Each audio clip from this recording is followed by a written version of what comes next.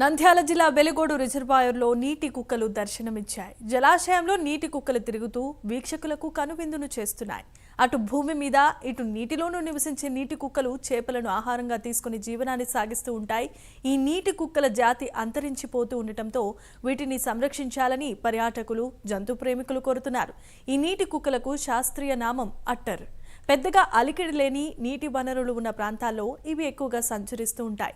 వెలుగోడు రిజర్వాయర్లో నీటి కుక్కలు కనిపించడంతో సందర్శకులు ఫోటోలు, వీడియోలు తీసి సోషల్ మీడియాలో అప్లోడ్ చేస్తున్నారు.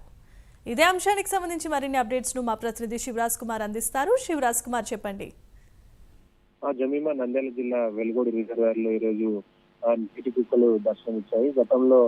గత నెలలో కూడా ఏదైతే శ్రీశైలం పాతాళ గంగ వద్ద ఏదైతే ఈ నీటి కుక్కలు సందర్శించాయని చెప్పుకోవచ్చు. ముఖ్యంగా నీరు అలాగే నిశ్శబ్ద ప్రాంతాలలో ఈ నీటి కుక్కలు ప్రవహిస్తూ ఉంటాయి. ముఖ్యంగా ఇటు భూమిపైన అటు నీటిలో ఉండే అరుదైన జాతికి సంబంధించిన ఈ కుక్కలు ఏదైతే చాలా చోట్ల ఈ నీటి ఏదైతే రిజర్వాయర్లు కావచ్చు, ప్రాజెక్టుల వద్ద సందర్శిస్తున్నాయని చెప్పుకోవచ్చు. ముఖ్యంగా ఏదైతే ఇటు వరదలు కావచ్చు, వర్షాలు వచ్చినప్పుడు ఈ నీటి కుక్కలు బయటకు వచ్చి ఏదైతే చేపలు తింటూ బతుకుతూ ఉంటాయి. ముఖ్యంగా ఏదైతే ప్రాజెక్టు వద్ద ఈ రోజు ఈ నీటి కుక్కలు కనిపించడంతో అటుగా వెళ్తున్న కొంతమంది తమ సెల్ ఫోన్ లో ఈ నీటి కుక్కను చిత్రీకరించడం జరిగింది.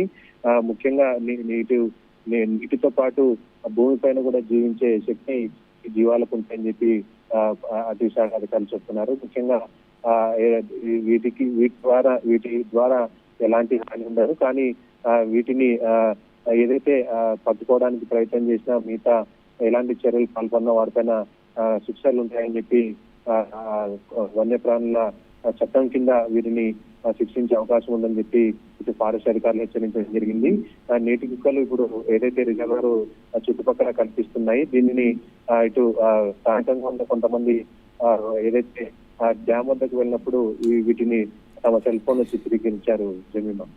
Right, thanks for the update Shivraj Kumar.